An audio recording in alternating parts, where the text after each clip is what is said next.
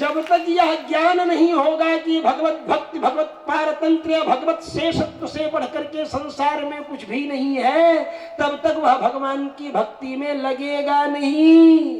पहले जानेगा, तब समझेगा, तब मानेगा, और फिर अपने आप प्रेम होने लगेगा। और जब प्रेम होने लगेगा जानने के बाद, जब तक जानेगा नहीं तब तक प्रेम क्यों करेगा, क्या जरूरत है इससे? प्रेम करने से हमें मिलने वाला क्या है? इनसे प्रेम करूंगा तो मुझे क्या मिलने वाला है? जब तक ये नहीं जानेगा, इदं मदिष्ट साधनमित्याकारकं ज्ञानं यावत् पर्यन्तं न भविष्यत् तावत् पर्यन्तं कस्मिंश्चित् कर्मणि कस्यचित् पुरुषस्य प्रवृत्तिरेव भवितुं नार्हति।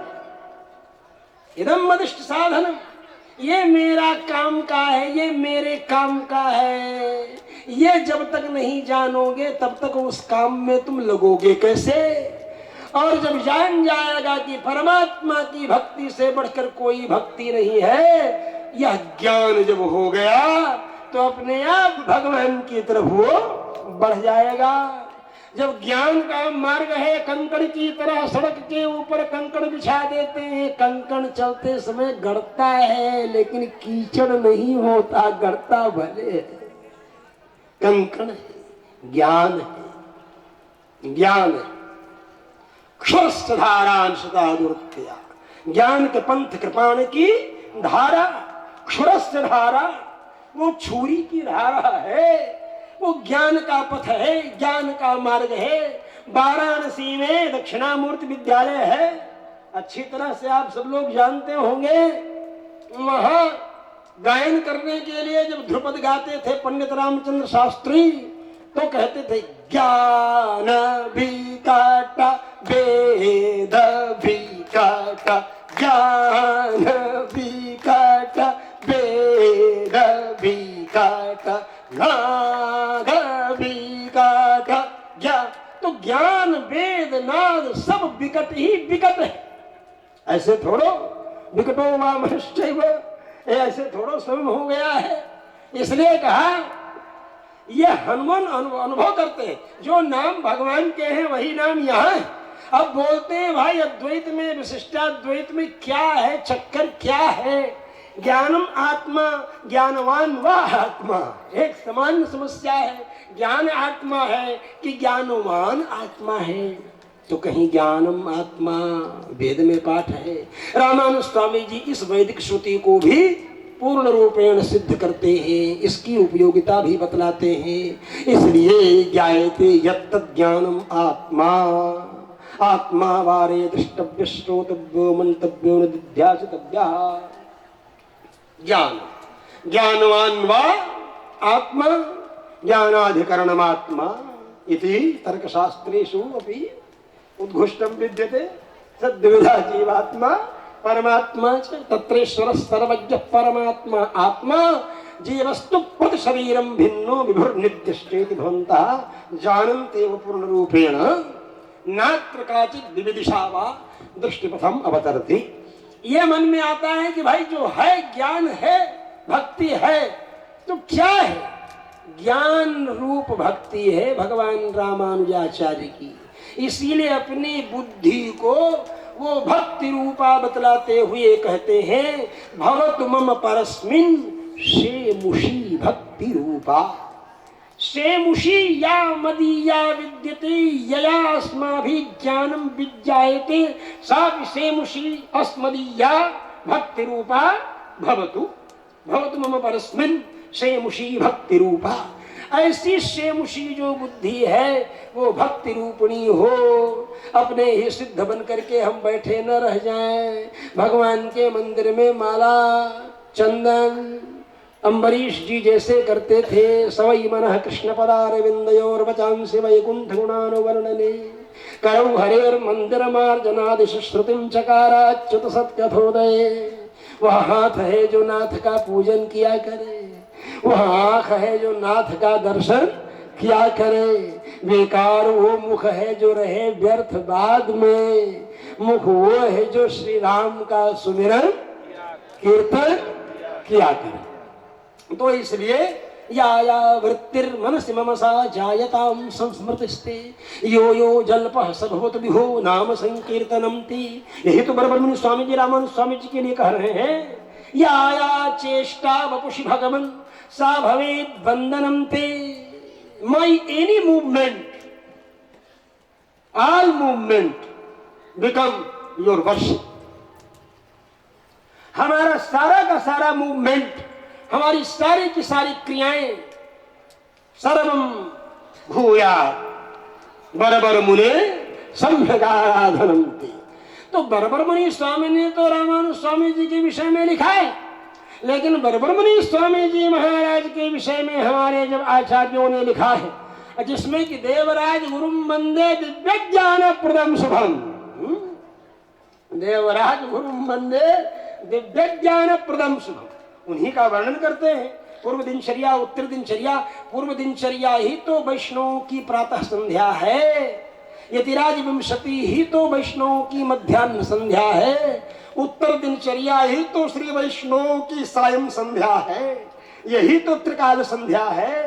तभी तो भवन्ति लीला विधेश्च वैदिका त्वदीय गंभीर मनोनुसारिणः, त्वदीय गंभीर मनोनुसारिणः पुरुषस्य त्वदीया ये संजाता श्री वैष्णवाः त्वदीयाः त्वदीया नामेव गंभीरतया मनोनुसरणं कुर्वन्ति ते च त्वदीय गंभीर मनोनुसारिणः तेषां त्वदीय गंभीर मनोनुसारिणां लीला विधेश्च वैदिकाः विधयो भवन्ति।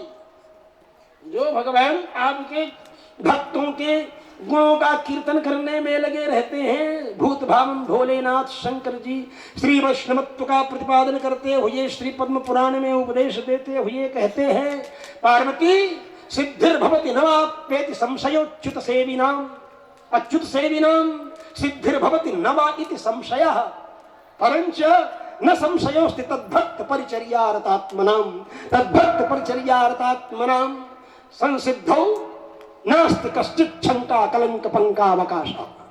अतएव ये अनुभव करते हैं कि भगवान आपकी भक्ति करने वालों को मुक्ति मिलने में, सिद्धि मिलने में थोड़ी देर के लिए कंफ्यूजन हो सकता है, लेकिन आपके भक्तों की भक्ति करने वालों का मोक्ष कंफर्म है। Not any confusion, only confirmation. ये कहते हैं कि आपके जो भक्त हो गए, आपकी भक्ति करने में थोड़ी देर के लिए आप थोड़ी उपेक्षा कर सकते हैं, क्योंकि आप सर्वतंत्र स्वतंत्र हैं, लेकिन आप भक्त परतंत्र हैं। तावत आपके भक्त की भक्ति करने वाले की सिद्धि निरंजन मात्र का संदेह नहीं। Here is the point. यही ये महत्वपूर्ण विषय, यही हमारे आचार्य हैं। जो अपनों का नहीं हुआ वो अपना क्या होगा। इसीलिए भूत भावन भोलेनाथ जी कहते हैं, न संशयोस्ति तद्भक्त परिचर्यारतात्मनाम। अय पार्वती, तद्भक्त परिचर्यारतात्मनां जीवानां संसिद्धौ संशयो नास्ति। संशय है ही नहीं। इसीलिए भूत भावन भोलेनाथ जी कहते हैं पार्वती जी से, क्योंकि वैष्णवानां यथा शंभु, तो वही न वैष्णवता का प्रतिपादन करेंगे, तो वो बतलाते हैं सीधे सीधे, ये पार्वती आराधना नाम सर्वेषां विष्णोराराधनम परम तस्मात् परतरं देवी तदीयाराधनम स्मृतम इति तु भवन्तो भी जानन्ति। आप सब लोगों को ये प्रमाण मालूम है, सब जानते हैं। सभी देवताओं के यज्ञ में सबसे बड़ी यज्ञ की पूजा, सबसे बड़े पूजन के रूप में, सबसे बड़े देवता के रूप में विष्णु भगवान का आराधन है। बोले क्यों भैया, और किसी देवता का आराधन क्या बड़ा आराधन नहीं है? भूत भावन भोलेनाथ जी पक्षपात कर रहे हैं। आराधना सर्वेषां विष्णुराराधनम परम। वो प्रश्न किया क्यों और किसी देवता का नहीं है? देवराज इंद्र नहीं है, कुबेर नहीं है, इन लोगों का महत्व नहीं है। बाप बड़ा ना भैया, सबसे बड़ा रुपया, और कुबेरे का महत्व आप इग्नोर कर रहे हैं, कुबेर को ही नहीं ध्यान दे रहे हैं। आप ऐसा कैसे कह रहे हैं भाई, उनका महत्व नहीं है? शंकर जी ने कहा देखो, कुबेर की भी मूर्ति बनेगी तो धरती पर रहेगी, कुबेर का भी मंदिर बनेगा तो धरती पर बनेगा। किसी भी देवता का यज्ञ होगा तो धरती पर होगा, पृथ्वी पर होगा, भूमंडल पर होगा। पहले पंचभू संस्कार होगा, तो पंचभू संस्कार में जो भू पदार्थ है वो पृथ्वी है। और पृथ्वी क्या है? भूमिर्भूम्ना, वह भूमि है। वह भूमि क्या है? तो विष्णु पत्नीम क्षमाम देवीं माधवीं माधव प्रियाम, वह विष्णु की पत्नी है, वो क्षमा देवी है। वो अशेषाना जगतो विष्णु पत्नी। तो ये विष्णु की पत्नी जो भूदेवी है, तो ये भूदेवी है। जब पृथ्वी के ऊपर ही सारा कार्य आप करोगे तो भूस्वामी की पूजा तो सर्वप्रथम करनी पड़ेगी। इसीलिए चूंकि वही भूस्वामी विष्णु है, जलौघमग्न सचराचराधरा विषाण कोट्याखिल लोक मूर्तिना समुद्रता येन वराह रूपिणा समय स्वयंभुर भगवान प्रसीदता। तो 12 दष्ट्राग्र भाग में विराजमान भूदेवी है। भूदेवी का उद्धार करने वाले 12 भगवान हैं। इसलिए भूमंडल में जितने भी कर्म किए जा रहे हैं वो किसी भी देवता के कर्म हो, वो परंपरा भगवान के ही कर्म होंगे। इसीलिए भगवान श्री कृष्ण ने कहा, ये पिंड देवता भक्ता यजन्ते श्रद्धयान्विता तेपि मामेव कौन्तेय यजन्ति विधि पूर्वकम यजन्त्यविधि पूर्वकम। अविधि पूर्वकम यजन्ति मुखमाध्यमेन रसादिकानाम् अनुभवो भवेदित्येतदर्थं नैव प्रयतमानाः भवन्ति। अभी तो ग्लूकोज माध्यमेन, इंजेक्शन माध्यमेन, ड्रिप माध्यमेन शरीरे संप्रेषयन्ति।